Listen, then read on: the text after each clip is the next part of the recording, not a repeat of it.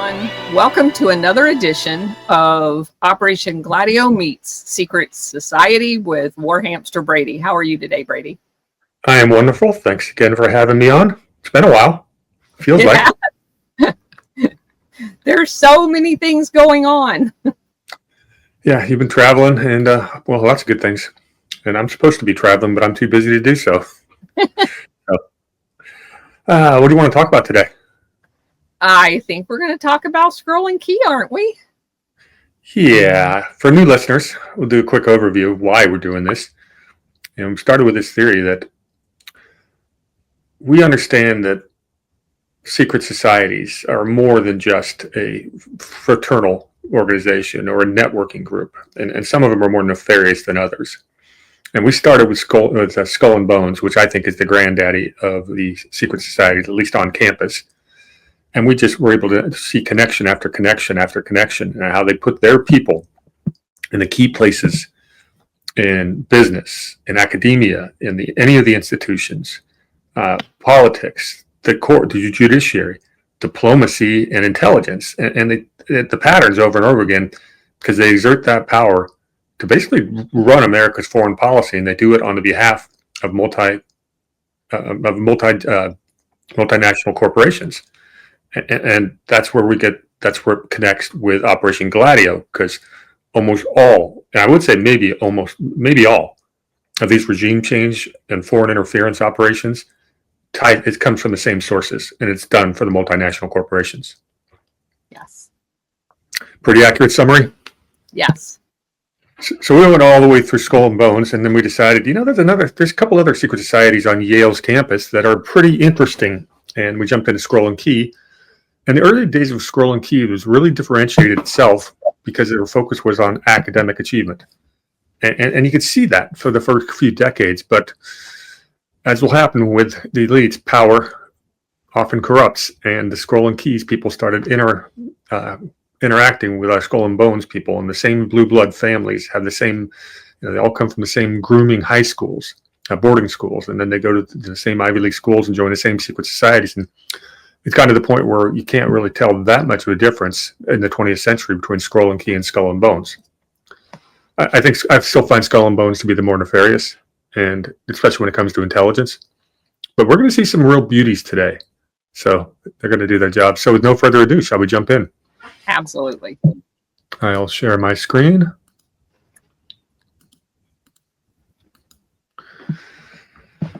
Okay.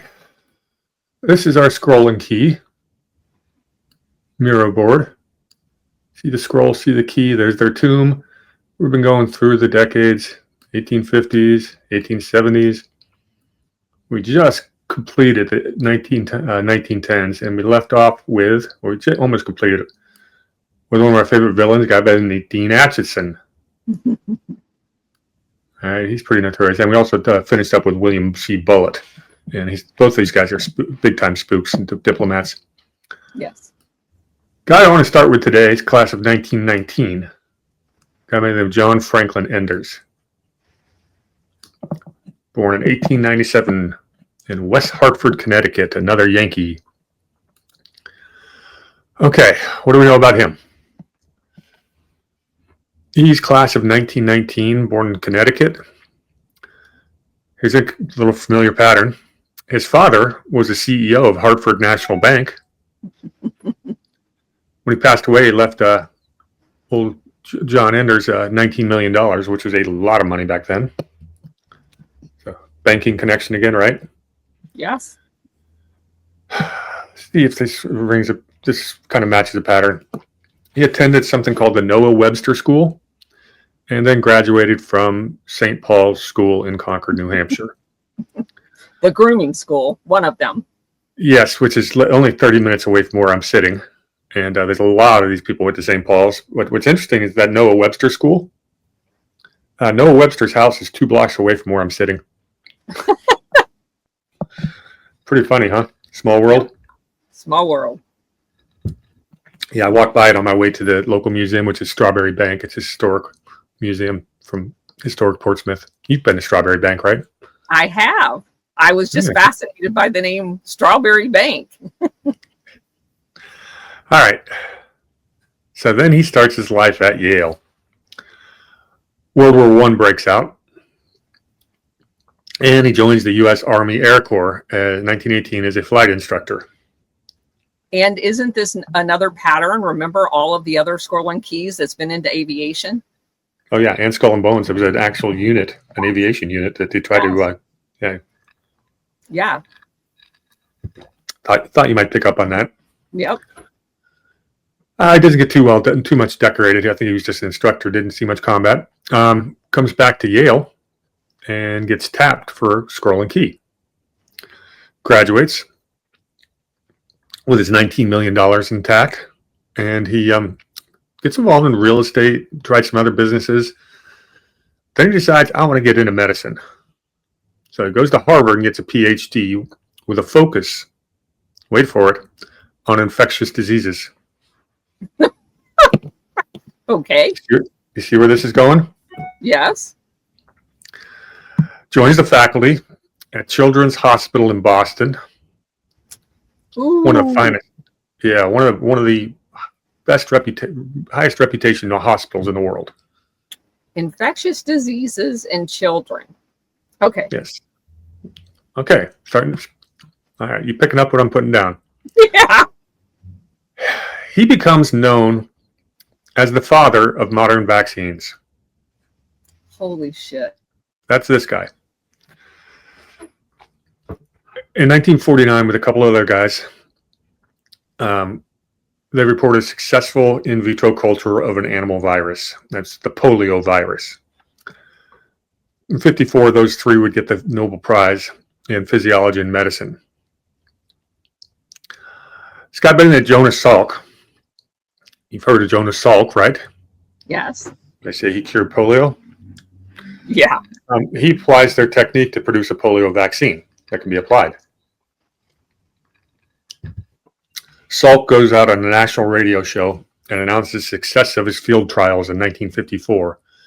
And he took all the credit. Didn't give any credit. Salk gave no credit to the three guys who actually invented it.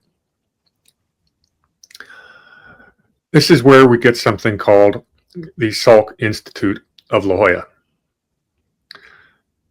For those who don't know, La Jolla is really my back door. It's where this Salk Institute is literally 2 exits off the freeway from my parents' house. It also sits right next to UCSD, and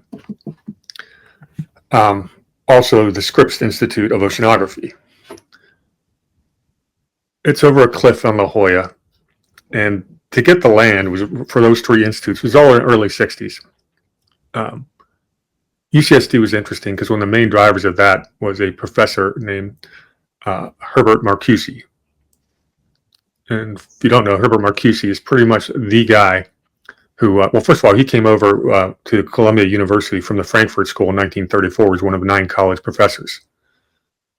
That's why UCSD. Frankfurt. So many from the Frankfurt School. Yeah, and Marcuse is one of the worst. He was a full-on communist, and that's what he's teaching on campus. He was literally the figurehead, the guy who started the entire 60s hippie movement and commie hippie California movement. That all comes from UCSD, Herbert Marcuse. They're building this land in La Jolla. It's a big land grant. Of the 3, I guess Scripps came in and actually bought the best oceanfront property. That's the Scripps Institute. I'll talk more about that in a second. But it was interesting when they were building these things, especially the university and the Salk Institute, because in La Jolla you couldn't sell property to anyone Jewish in the 1960s. So that was a huge fight. They finally got around that to some degree. So right below, up the cliffs that UCSD sits on, goes straight down to the ocean, winding road, and there's a gate for the last couple hundred yards. Below that is Black's Beach, which is a nudist beach. And it's also right off the shore something called Scripps Canyon, named after the Scripps Institute. It's some of the best scuba diving anywhere in California. And not very many people get to dive there because there's a gate. And only people who live or work for the university or one of these institutes gets a key to the gate. Anyone else has to carry a tank down a whole lot of steps and then back up, and no one wants to do that.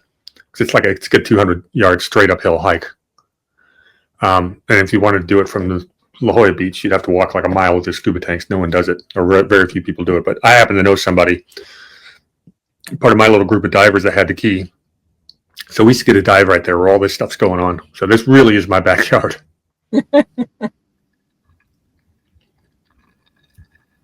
All right. The Salk Institute. It's funded by, originally, the March of Dimes.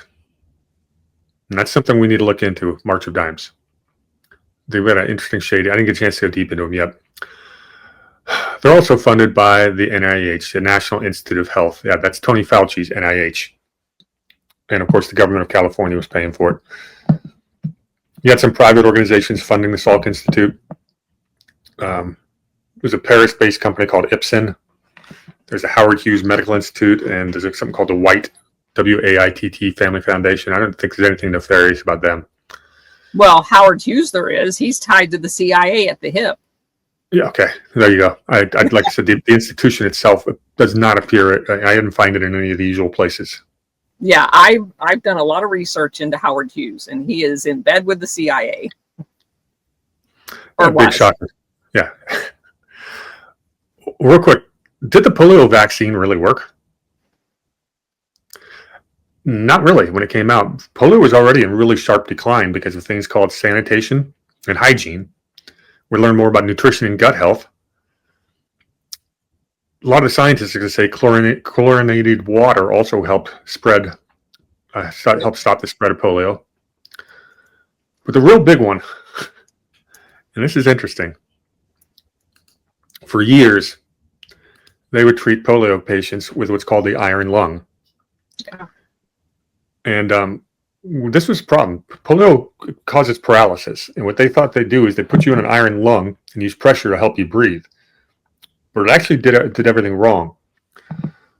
There is a Australian nun or nurse named Elizabeth Kenny, also known as Sister Kenny. She tried something dramatically different. Instead of immobilizing patients, she promoted movement. She'd use hot compresses to relieve muscle spasms and pain. She encourages exercise and therapy to rebuild strength. Thousands of polio victims started recovering movement and avoided lifelong disability. And she gets ridiculed by the medical establishment before her methods are finally accepted. Where have we seen that happen over and over again? Remdesivir, COVID.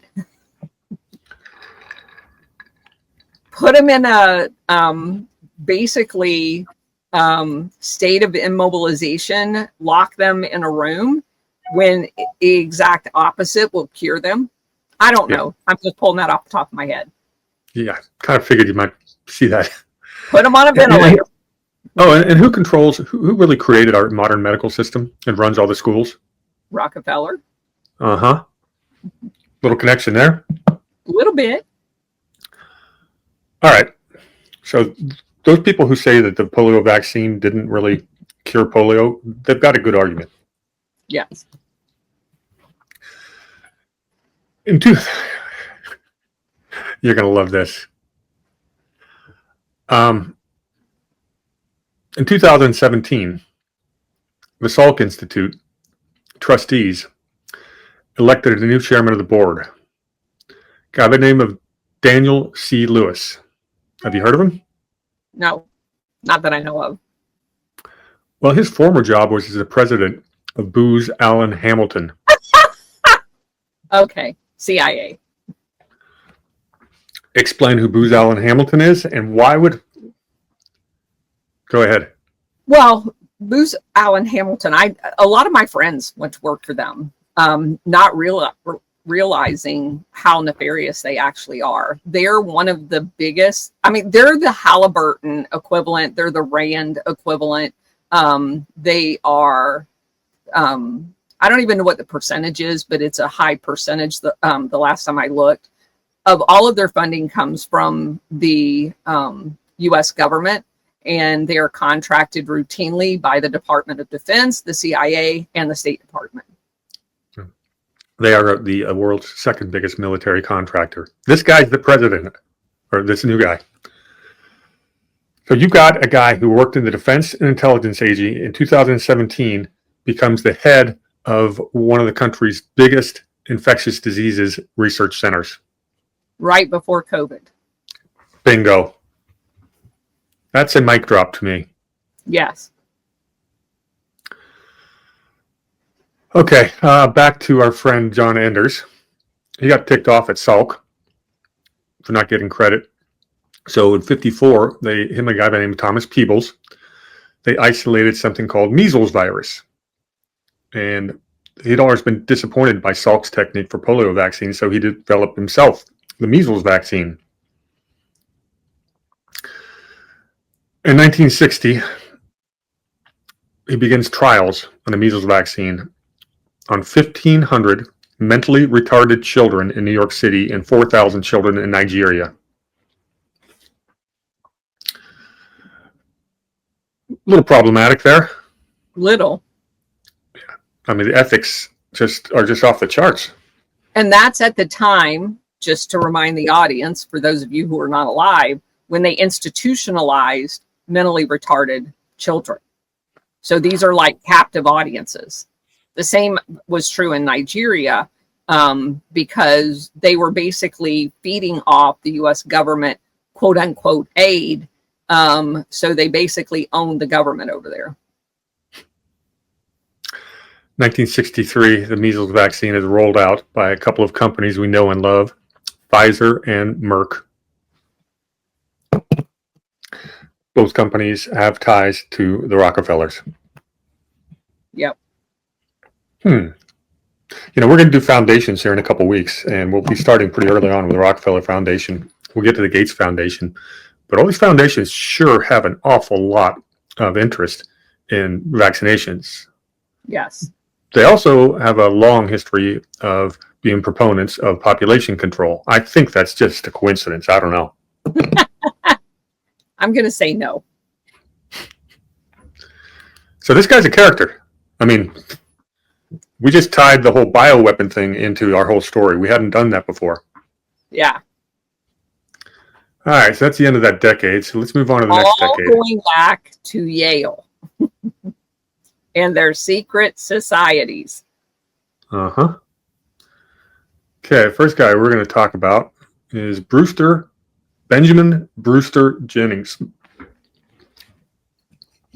you remember that Brewster name, he was Brewster was one of the main spies for General George Washington when we did that show last month. Yeah. That's the same Brewster family that came over almost on the Mayflower. Oh, that's interesting. So this guy is old money. Class of 1920, born 1898 in New York City. His father was Oliver Gold Jennings. Ooh. If that sounds familiar, it's because we detailed him in Skull and Bones, because he was a bonesman. And he also was the one buying the Standard Oil, right? Say again? Yeah. I'll just give the overview on him. Yeah. Friendly reminder, though, the Gould School of Law, I believe Boasberg went to there temporarily. Actually, Gold Jennings was an American financier, and he was the heir to Standard Oil. His aunt was the wife of William A. Rockefeller Jr., co-founder of Standard Oil. You're going to hear that a lot today, so just get used to it.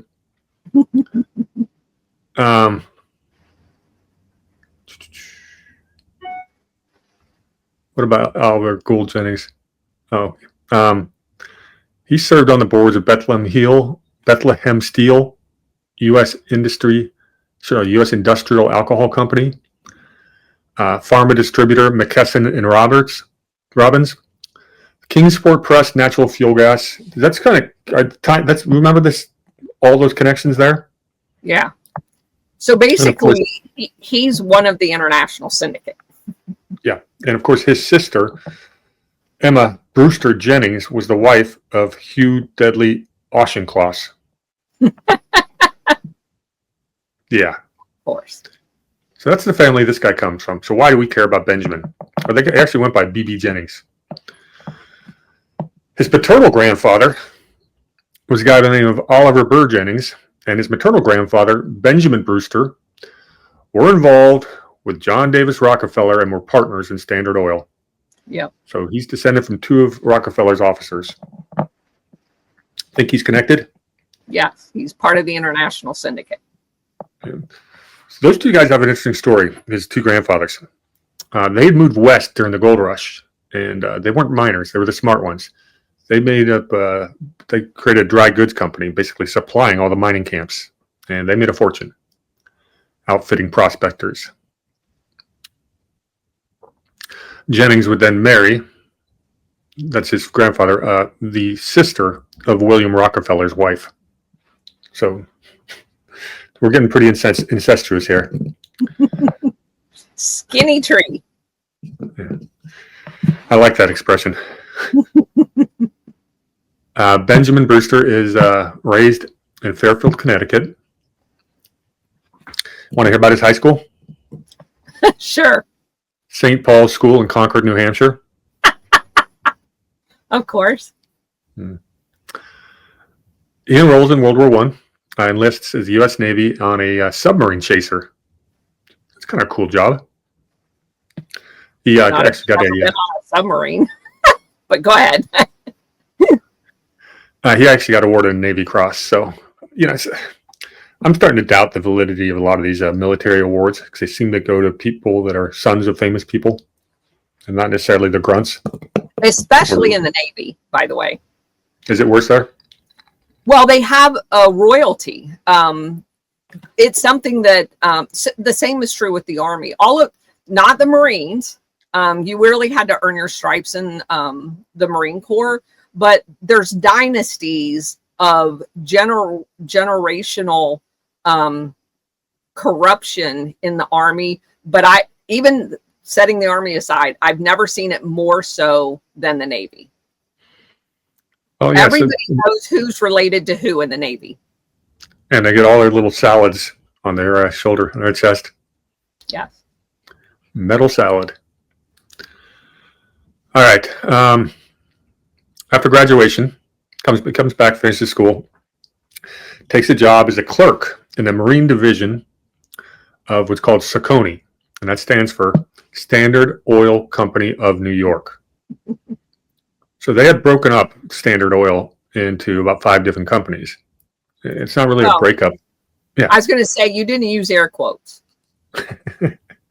Yeah, we never busted the trusts. Teddy Roosevelt did nothing of the sort. Standard Oil just talked with trees, basically 5 different companies run by 5 Rockefellers or really close friends. Yes. In essence, they went from being a monopoly to a cartel. Correct. Yeah.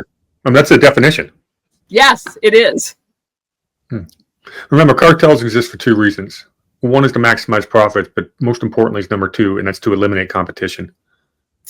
And the best way they do that is through regulatory capture, and the politicians pass laws that they can work through because they're already established. They got lawyers, and other companies, new people, entrants to the field can't deal with the regulation.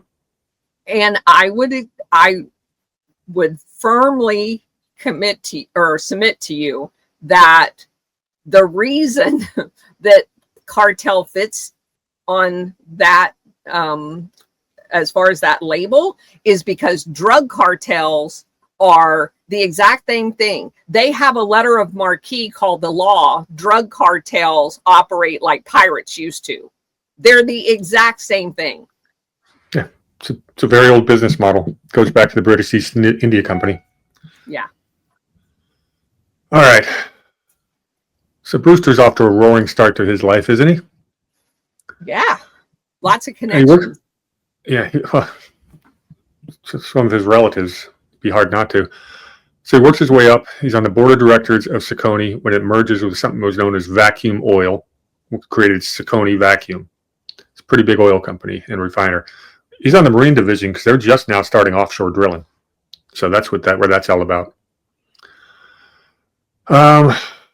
World War II, he leaves the company for a while to become the assistant director of tanker operations in the U.S. Maritime Commission. And of course, he would be one of the first recipients of the newly created Navy's Distinguished Public Service Award. Because of course he was.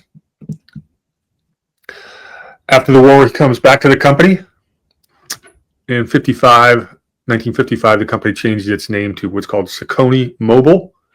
And in 66, it would become what is now known as Mobil Oil Company. This guy sat on a lot of boards. That's about all there is to him. But I mean, there's more.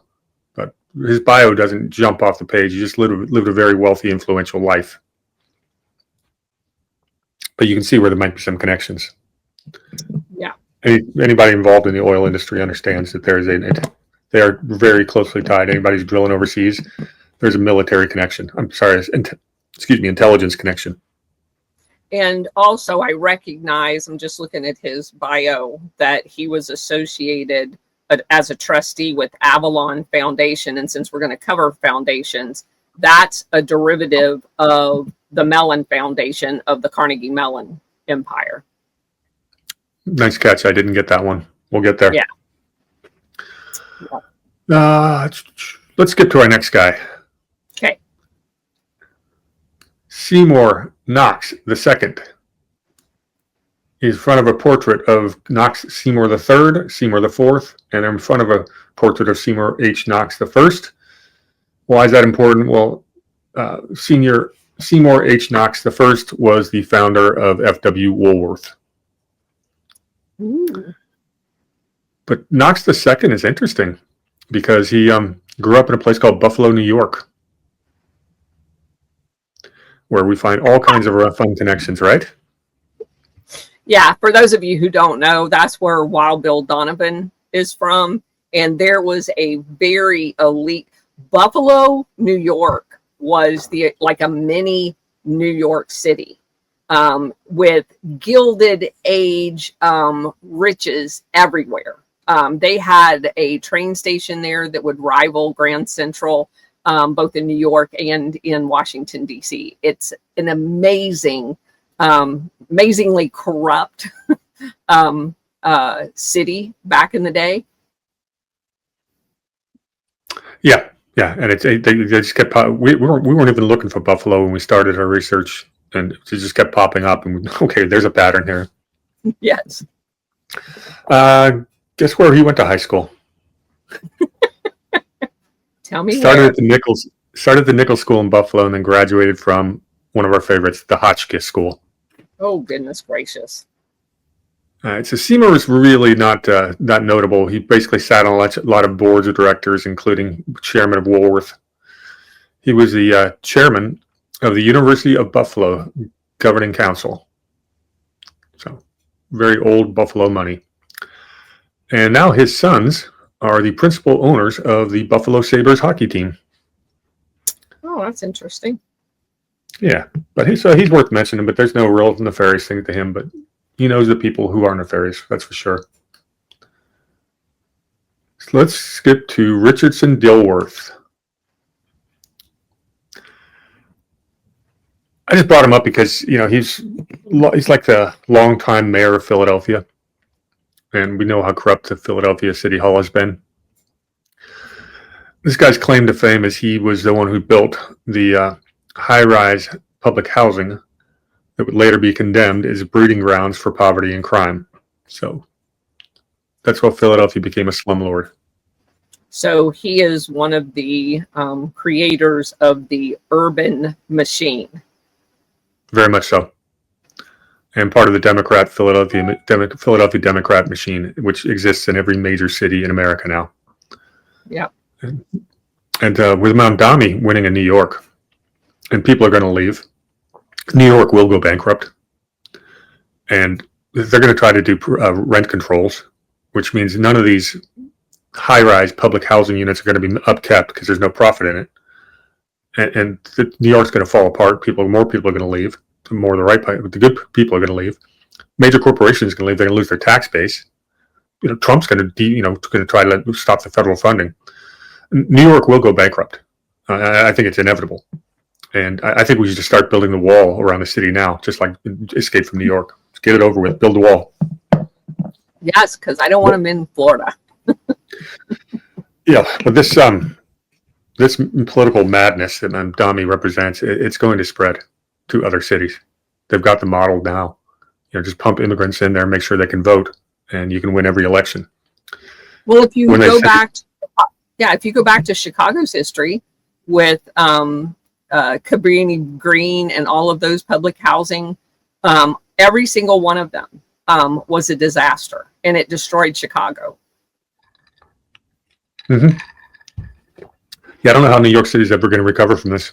They're going to want a federal bailout, but they won't be able to. Right now, they carry about, I think it's $40 billion in debt, municipal bonds. That's just New York City itself. You're not going to find investors willing to lend you money at 5% when your finances go to hell, which they're about to. And it means if they have to borrow money, it's going to cost them 10 or 15%, and that's just ruinous. That ain't straight. You cannot survive on that without a tax base. So that's why I brought up Dilworth, because these blue city mayors have been bad for a long time. Oh, no, another funny one for him. Him and his wife were on board the Andrea Doria in 1956 when it sank. What? How many of these people, Bonesmen or Skull and Keys, have been on the famous shipwrecks? Wow. That's interesting. And his wife and he actually, they both survived. They got on the very last lifeboat and got picked up. So if you guys don't remember, the Andrea Doria had a collision with, I want to say it's a Swedish ship off the coast of Maine in 1956. MS Stockholm. That's the one. Is that right? Is it Sweden? Is that correct? That one is, and it was off Nantucket, Massachusetts, it said. Okay, got it. All right, that's enough about Dilworth. We could go into all his corruption in Chicago, but that's not really on our topic. So let's look at a guy by the James Stillman Rockefeller, class of 1924. When we go to the foundation, we've talked about Rockefellers a lot throughout the series because they're connected to everything. I'm not going to do full family tree on the Rockefellers right now because that would take us 5 hours.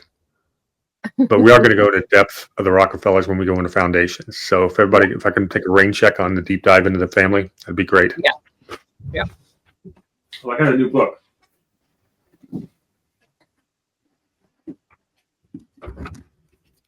Rockefeller, Controlling the Game by Jacob Nordengard, who is a European guy who's done amazing research on the Rockefeller Foundation from day one.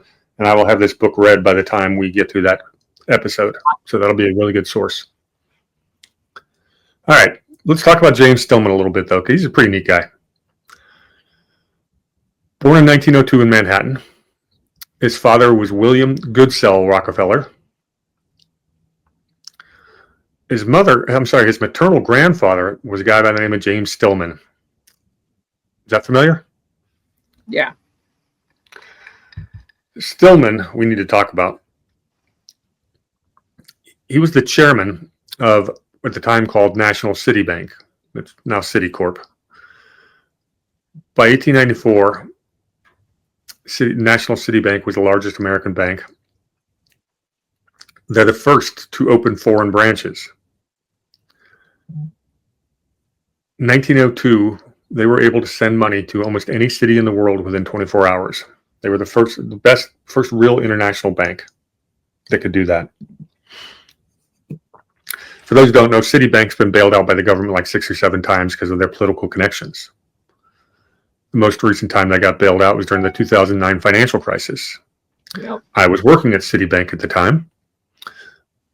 Citibank stock got split on a 1-for-10 split, which means they went from $50 a share to $5 a share, and all of my stock options were at about $45 per share, so they all expired worthless. So thank you very much, Citibank. It cost me a lot of money.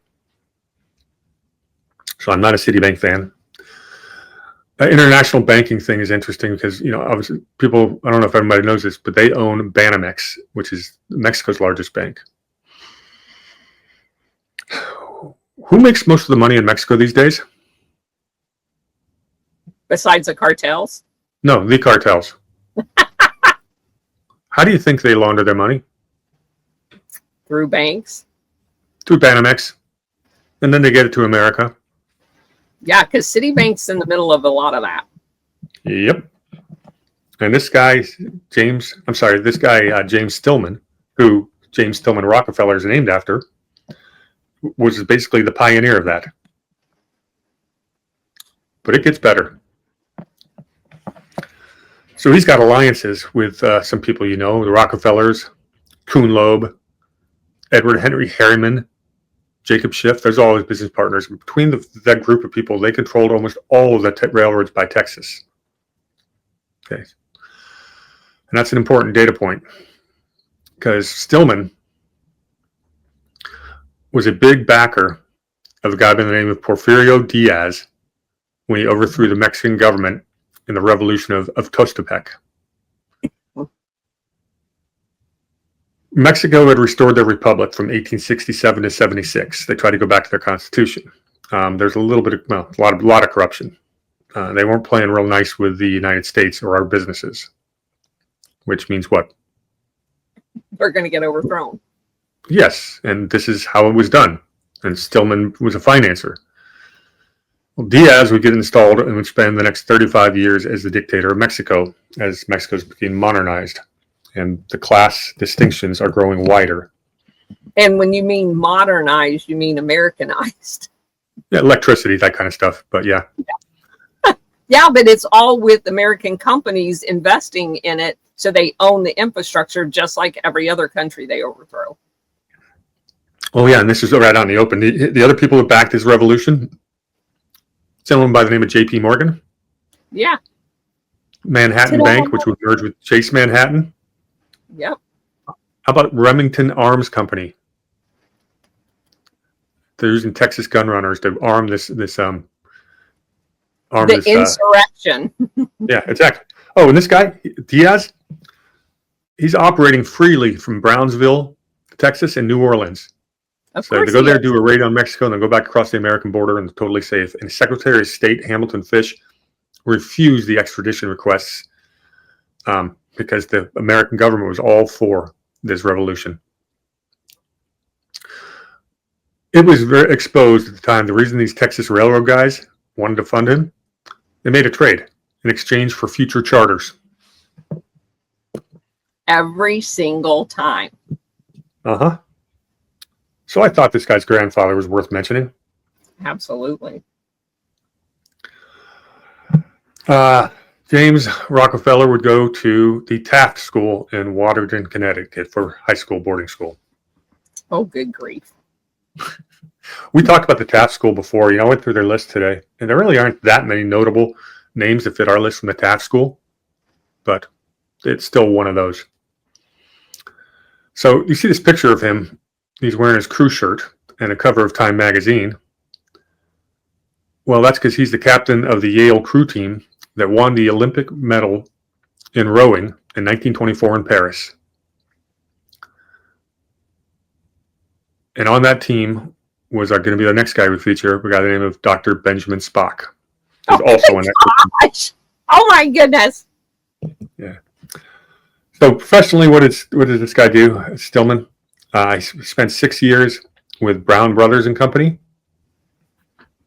Another connection. Yeah. He would join his grandfather's bank, National City Bank, in 1930. He would become the president in 1952 and the chairman in 1959. He married a woman by the name of Nancy Carnegie in 1925. Of course he did. He would end up retiring in 1967, and he died in 2004 at the age of 102 years old. And at the time, he was America's oldest living Olympic champion and earliest living cover subject of Time magazine. Time magazine, of course, was founded by Henry Luce of Skull and Bones. And a front for the CIA. Yeah. Again, we'll do more Rockefeller stuff in the future, but I thought this guy was fun to mention because he's right in our timeline. Wow. Told you today'd be a fun day. And it does say that he was in the airborne group in World War II as well. Okay. All right, let's get to our next guy. Dr. Benjamin Spock. Gosh. Known as Dr. Spock. He's not a Vulcan. Born in 1903 in New Haven, Connecticut, his father was the general counsel for the New Haven Railroad, because of course he was. Yes. You notice how all these people that run our country and our foundations have so many railroad ties and Yes. banking? Remember how I keep talking about how the Republican Party in 1860, the number one platform on their election plank was federally funded internal improvements? Yep. That's code word for tax dollars to give you land grants and to finance your railroads as you build west. And that's how the robber barons made more money than God. It was on the back of the taxpayer. And that's exactly who these people are. They're the railroad and banking robber barons. Yep. They were the sponsors of the Republican Party, and they got 40 years of single party rule, and they took advantage of it. They've been running our world ever since. All right. So back to Dr. Spock. Well, he went to high school at a place called the Phillips Andover Academy. Because of course he did. Every single one of these guys went to a grooming school. Every single one of them.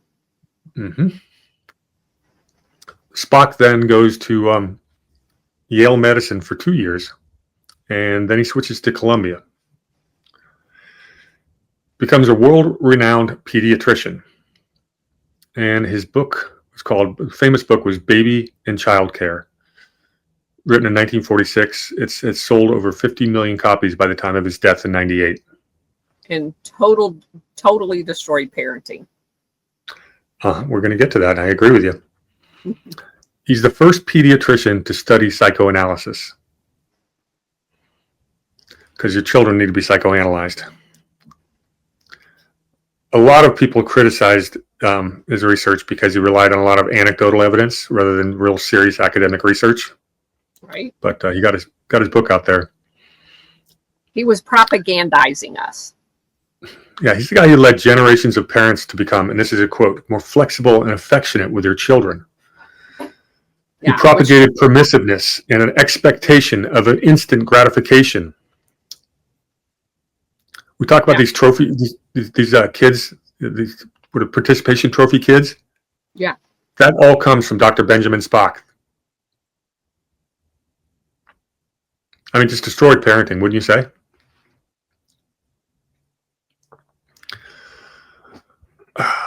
So he self-described a late life conversion to socialism.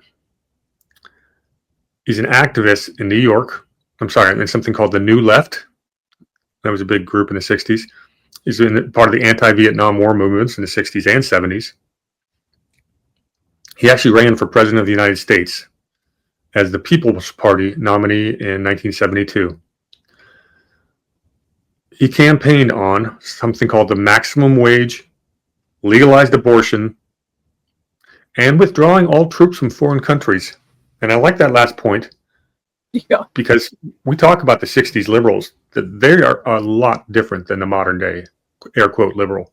They actually got some things correct. They had some ethics. So what's maximum wage? That's where you put a wage cap. Once you make, say, over $1 million, you can't earn anymore. And that's the way they're going to try to equalize everyone's income. Yeah. We know how well that works. What's my incentive to keep working if I've already made $1 million? Legalized abortion because, of course, population control. Yep. He marries a woman named Jane Cheney Spock in 1927. I do not know if there's any relation to Dick Cheney. She was an activist as well. She was part of a group called Americans for Democratic Action, the ACLU, and the National Committee for a Sane Nuclear Policy. They divorced in 1976. And Dr. Spock remarries a woman named Mary Morgan also in 1976. So he didn't wait long. Mary Morgan was 40 years younger than him. He was 73 years old. What's that? Oh, wow. Go ahead.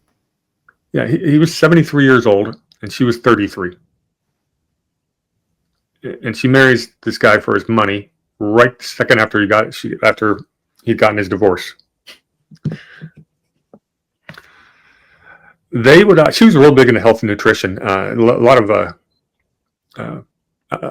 so say naturopathic type nutrition and stuff like that. And he always said, he said she made him feel like he was young again.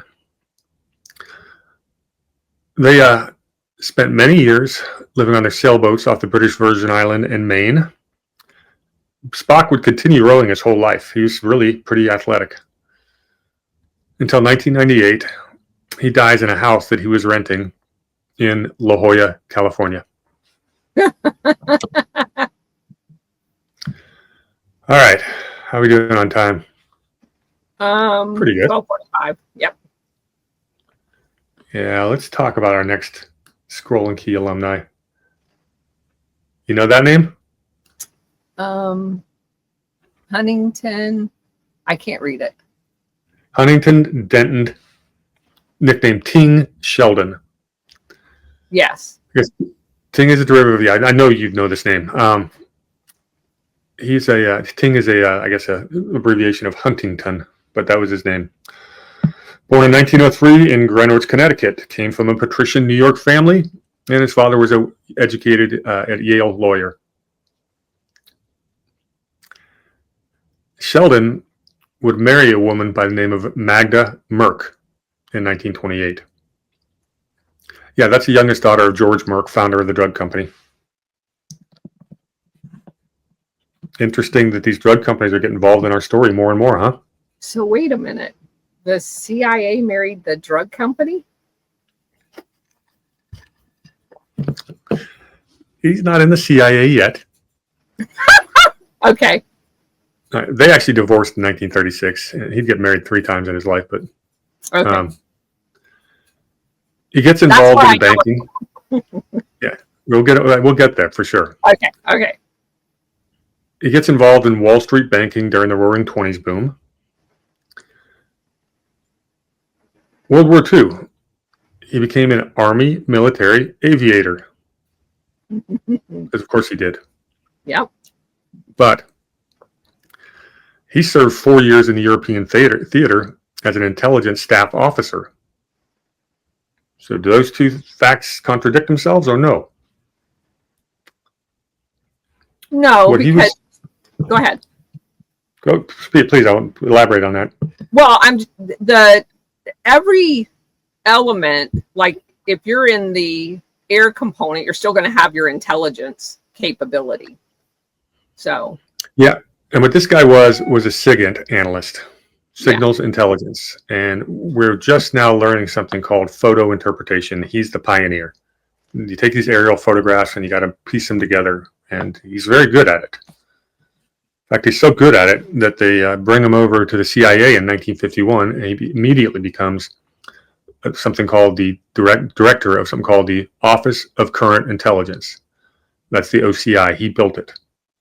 So just so that you guys know, during World War II, how critical this was for the international syndicate is they used these photographs to do BDA, bomb damage assessments. And of course, we know they selectively selected their targets so that they didn't actually bomb partnerships that the Western, the Allies had investments in. So this guy would have been a critical piece of how close you could bomb something and not actually do damage to it. And he's the guy that's giving them the current intel as to the feedback loop on the bomb damage assessment. And that's the same thing that he did for the CIA, was doing, and this is at the same time they're trying to create the U2 program, which is a follow-on to the reconnaissance aspect of being able to assess current environment via photography. Yeah, absolutely. And I was going to mention that exact same thing with the U2s. That's a big part of what he did. Yeah. He would be the director of the OCI until 1961, so 10 years. He became just a cornerstone of CIA operations, this intelligence OCI is coming up with. he was responsible for producing time-sensitive reports on global crises. And during his stewardship, what was going on in geopolitically? You had the Korean War, the U-2 spy plane inception, Sputniks in '56. We had to get information on that. Cuban Missile Crisis buildup. During the Cuban Missile, Sheldon is. Oh yeah. Yeah. Yeah, that's when he is basically running the department that gathers the intel. Yes.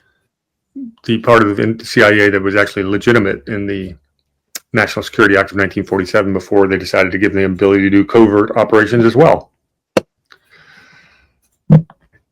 One of his other big things was he was always emphasizing these one-page daily digests of the threats, and his work for that was indispensable to our leadership. There's a guy by the name of Richard Lehman. Yeah, the same Lehman family. That was his number two. And he basically had Lehman create what's called the President's Intelligence Checklist, which is the precursor to the PDB, the Presidential Daily Briefs, which we're going to be hearing a lot more about in the news, I think, next year. You know why?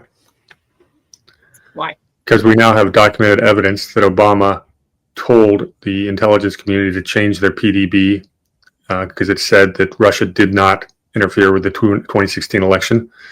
He told him to go back and change it, and that's where Brennan came back and forced the Steele dossier into the intelligence. So they had a PDB that said one thing, and they wouldn't give it to presidential nominee, President-elect Donald Trump. Had they done that? Had they not done this? An awful lot of Trump's first term would have been different. Correct.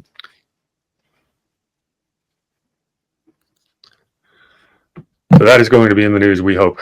So Sheldon really is a pioneer. He built, when he got to OCI, they had maybe a dozen staff, and now they've got hundreds. And he builds the precursor to the modern fusion centers. And now it's the most powerful intelligence agency in the world, thanks to him. So he steps down in 61. His health's starting to fail a little bit. I want to read something else for you real quick. Okay, this is from a website. One of my favorite sources is it's called Wiki Spooks. And yeah, it says at the top, Huntington Denton Sheldon was a U.S. spook. The same bio, but I just want to read through 3 or 4 paragraphs. This is by Richard Lehman. And we've talked about his brother Robert Lehman before. I would like to talk a bit about Huntington Ting Sheldon, because he was a great man. He had been in Air Force intelligence in England during the war and then went off into private life again, where he was not a great success. He came back in 1951 or 1952 to be the second director of the OCI. And he really was the man who built the place. He built an empire while he was at it, because OCI had its own security, its own courier service, its own print shop, and a lot of other things that were all justified by the fact that communications intelligence needed special handling.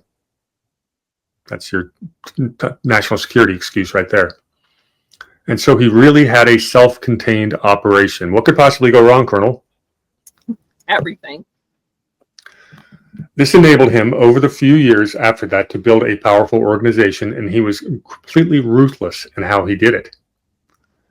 People he didn't like were brushed aside one way or another, so that he built a core of people who were basically what he wanted for his shop, which were versatile generalists. He didn't mind having people around who were specialists, but his interests were in the generalists, because in his mind, they were a core of people who could do anything. Knight McMahon, his deputy, tried to sort of cushion him because he was not the easiest man in the world. It was a good combination. This is all under the watch of Alan Dulles, of course. Right. It was a good combination, and the office found its soul during those years. The thing about it was, if anything happened, people always showed up.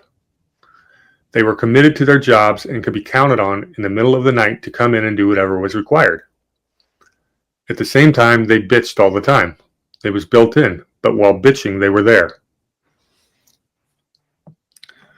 Just to finish Sheldon's story, when Ray Klein took over the Directorate of Intelligence, DI, in early 1962, right after Dulles left, he wanted OCI to be under his control. And he booted Sheldon aside, or pushed Sheldon aside, I should say. But Ting stayed on for several years as the agency's signals intelligence officer, and also as the agency's officer for overhead stuff, and chairman of the Watch Committee. You been over the Watch Committee at all? No, not in any depth. Amazing amount of overlap with the Council of Foreign Relations. Yes. Then finally he retired and went downhill fairly fast. He lost his eyesight and all kinds of things.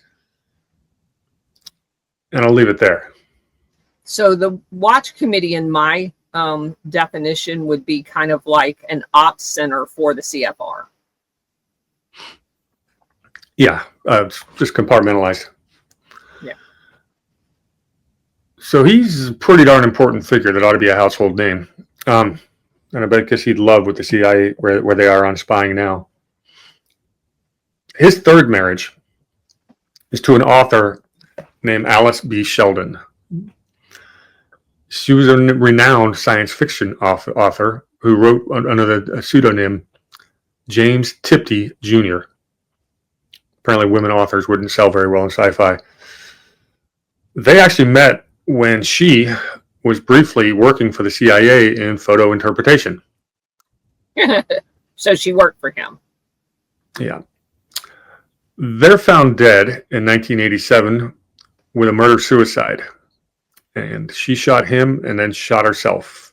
And they went into her writings, and apparently there was a murder pact, suicide pact, or whatever you want to call that.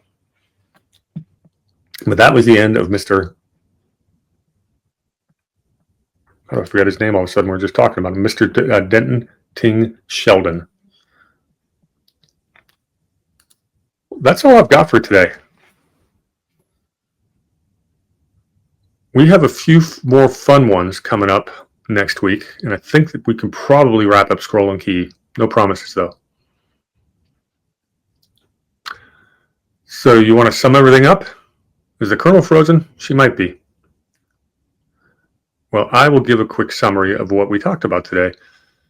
More and more connections, all tied to intelligence. A lot of it tied to the biotech world, infectious diseases. We've got a guy, from intelligence now running the Salk Institute. And we're all starting to get, a bunch of more news coming out about Fauci. Welcome back. Yeah, my Starlink's messed up because it's very I just gave a brief summary. It's funny I didn't mention is Dr. Robert Redford. Is Redford? Yeah, was on the War Room today, and he said some interesting things. One thing I didn't like is he said Dr. Deborah Birch was a good and honest. I never liked her, but that story hasn't come out yet. Nothing Redford said. He confirmed absolutely, without a doubt, that he can prove that there is both such a thing as long COVID and the vax injury, and that spike protein really does get to you. But it's important. I mean, you got the connection right when I brought that up. That you get an ex-spook comes over to run a infectious disease lab. To me, that was the big mic drop moment of the day. Yes, I agree. But it's still the same story and over again. Same families, same grooming schools. They get themselves into the positions of influence. They enrich themselves and conduct foreign policy on behalf of multinational corporations, and they keep it all inside the family. Yeah, I'm surprised at all the intermarriages. They don't look like mutants by now. Well, they act like mutants. You start going through the etymology of that entire New World Order, global reset, depopulation. Part of it is you've got to become gods to replace God. And that's why they call that a satanic viewpoint. This is in writing. And when we get into foundations, we'll talk more about that. But yeah, they think they are something different than human. Well, and when I first started doing this, within the first 6 months, I ran across several of them being into Gnosticism and, the borderline overlap of Satanism and stuff like that. And one of the things that was most eye-catching to me is there's many of them that actually believe in reincarnation, and when you die, you're reborn into a higher being, and each time you die, you become closer to God like yourself, so that you ascend into your own godlike figure, because they don't believe in actual God.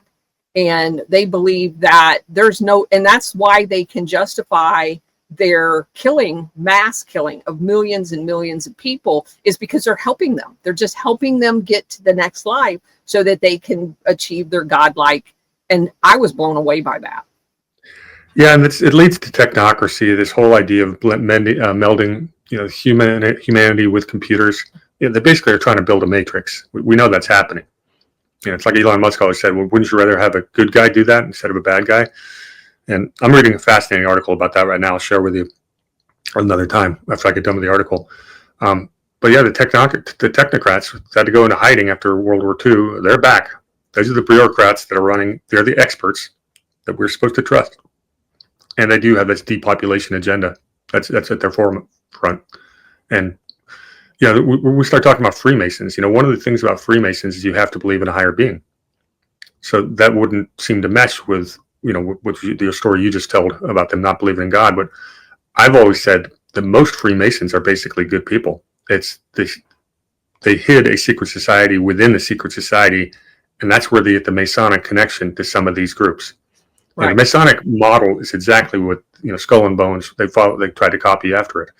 But you're going to find that there's nothing nefarious about most Freemasons. There's some sections of it that are worth talking about, though. And Correct. So they may claim to worship a higher being, but they don't. And it's also funny that most of these people started out as Puritans and definitely Protestant East Coast Seaboard stuff, generations back. And it looks like it started to change in the 1850s. We started getting the writings of people like Karl Marx came across. And, it's funny how these Fabian ideas took hold over here. Yes. Dollar princesses. Yes. All right. You want to give me closing thoughts? That's all I got today. No, I'm good. I just want to thank you for your time and educating everyone about Scroll and Key. It's awesome.